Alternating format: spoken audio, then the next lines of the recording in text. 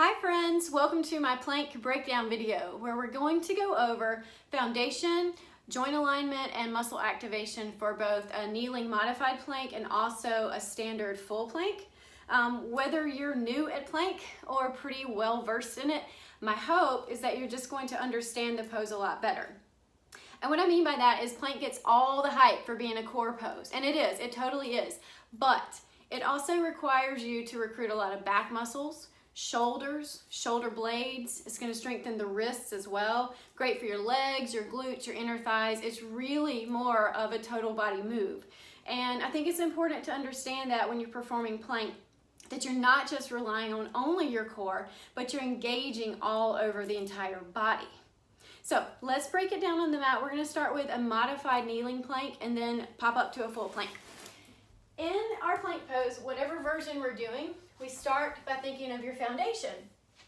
And in plank pose, the foundation is your hands. So we want to have the best base we can have. So not this, but more of this. We fan the fingers out so that we can press them into the mat in a sturdy way. And we do. We press down into the mat, which helps us protect our joints. We want to align our hands right under our shoulders.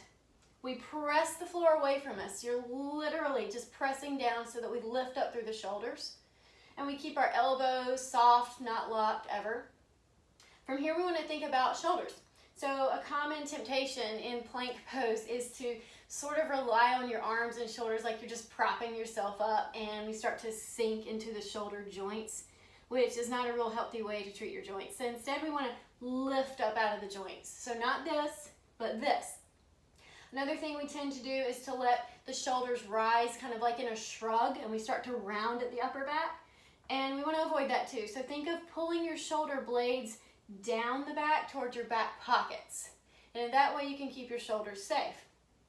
Then we start to engage the core. Think of pulling in your waistband area ab muscles. It's like you're zipping up your tightest pair of pants. That's what it feels like. Pull those muscles in and then aligning the hips. So we don't want our hips poking up in the air, and we don't want our hips sagging toward the ground. We want to keep ourselves in a nice straight plank. So really the only difference if you want to go to full plank is we tuck the toes and we just lift up to a full plank.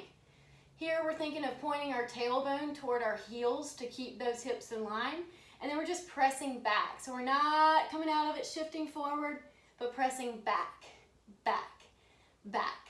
And it's kind of a constant thing. You're going over this checklist in your head the whole time, making sure your hands are safe, your wrists aren't aching, your shoulders are sturdy, your core is engaged. It's a lot.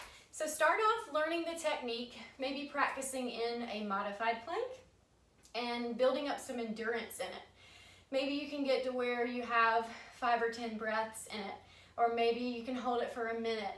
But find a way to kind of measure your progress and just increase it slightly. Then maybe you're ready to go to a full plank, and you can treat it the same way, just gently increasing your endurance so that you're able to hold it better and longer and more effectively and always safely.